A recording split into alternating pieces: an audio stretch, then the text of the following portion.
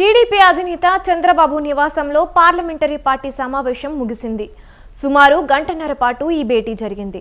ఈ సందర్భంగా ఎంపీలకు చంద్రబాబు దిశానిర్దేశం చేశారు. రాష్ట్ర ప్రయోజనాలే లక్ష్యంగా పనిచేయాలని సూచించారు. ప్రజల సంక్షేమమే ఎజెండాగా ముందుకు వెళ్లాలన్నారు. ఆకాశంలో విహరించొద్దని, పదవులు శాశ్వతం కాదన్నారు. స్టేట్ ఫస్ట్ నినాదంతో ముందుకు వెళ్లాలన్నారు. పార్లమెంటు నివేదిక ప్రజల సమస్యలపై దృష్టి పెట్టాలన్నారు చంద్రబాబు. మరోవైపు రేపు ఢిల్లీలో జరగనున్న ఎన్డీఏ భేటీకి చంద్రబాబు హాజరు కానున్నారు.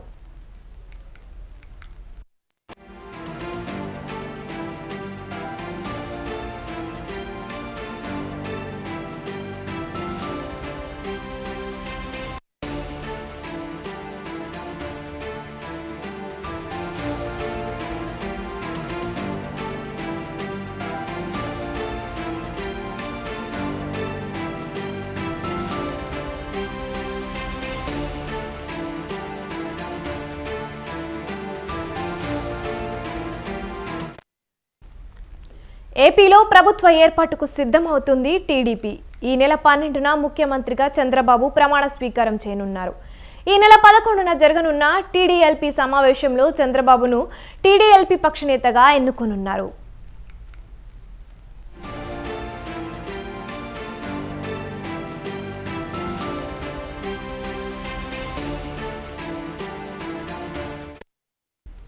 టీడీపీ అధినేత చంద్రబాబు నివాసంలో పార్లమెంటరీ పార్టీ సమావేశం ముగిసింది.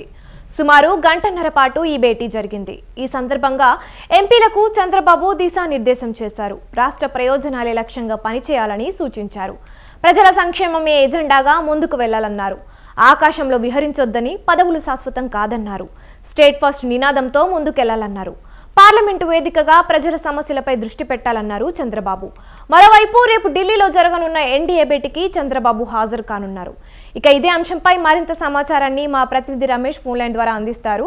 చెప్పండి రమేష్, ముగిసిన పార్లమెంటరీ సమావేశంలో ఎలాంటి నిర్ణయాలు తీసుకున్నారు?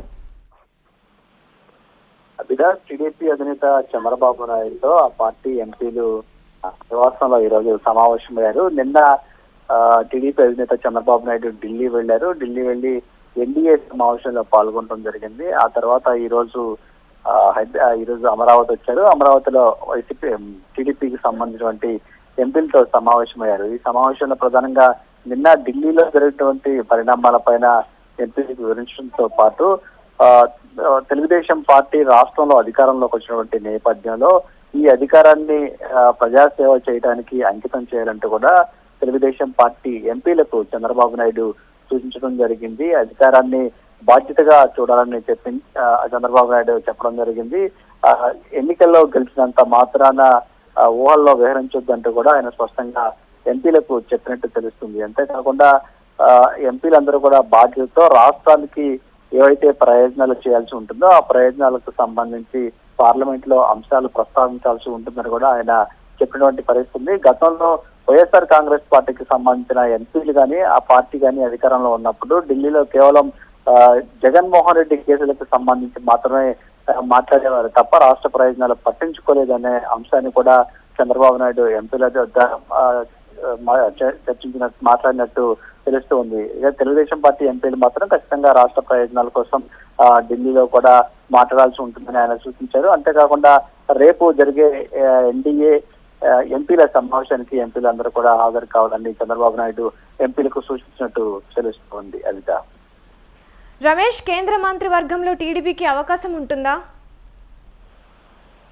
ఎన్డీఏ భాగస్వామ్య పక్షాల భేటీ నిన్న జరిగింది. అదే సందర్భంగా ఈ రోజు భారతీయ జనతా పార్టీ అధ్యక్షుడు కూడా ఆ పార్టీకి సంబంధించిన ముఖ్య నేతలతో సమావేశమయ్యారు. ఈ సందర్భంగా ఎన్డీఏ భాగస్వామ్య పక్షాలకు సంబంధించి మంత్రివర్గంలో చోటు కల్పించే అంశంపైన కూడా అటు బీజేపీ చర్చిస్తుంది. మరోవైపు తెలుగుదేశం పార్టీ కూడా కేంద్రంలో చేరాలని ఇప్పటికే నిర్ణయం తీసుకున్నట్టు తెలుస్తుంది.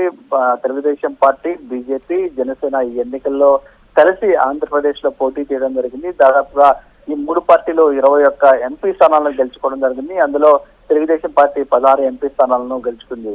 దేశం మొత్తం మీద భారతీయ జనతా పార్టీ అతి పెద్ద పార్టీగా అవతరించినప్పటికీ ఎన్డీఏ భాగస్వామ్య పక్షాల్లో మాత్రం బీజేపీ తర్వాత తెలుగుదేశం పార్టీకి ఎక్కువ ఎంపీ స్థానాలు కూడా ఉన్నటువంటి పరిస్థితి ఉంది. ఈ నేపథ్యంలో టీడీపీ కూడా ఖచ్చితంగా కేంద్రంలో భాగస్వామ్యం అయ్యే అవకాశం ఉంది. కేంద్రంలో మంత్రి పదవులు తీసుకునే అవకాశం ఉన్నట్టు తెలుస్తుంది. అయితే ఎన్ని మంత్రి పదవులు తీసుకోవాలి, ఏ శాఖలు తీసుకోవాలి అంశానికి సంబంధించి మాత్రం ఇంకా కసరత్తు జరిగే అవకాశం ఉన్నట్టు తెలుస్తుంది. ఇవాళ రేపు ఎన్డీఏ ఎంపీల సమావేశం జరుగుతుంది కాబట్టి ఈ లోపు చంద్రబాబు కూడా దీనికి సంబంధించి ఒక నిర్ణయం తీసుకునే అవకాశం ఉందని టీడీపీ వర్గాలు చెప్తూ ఉన్నాయి. Right, thank you Ramesh.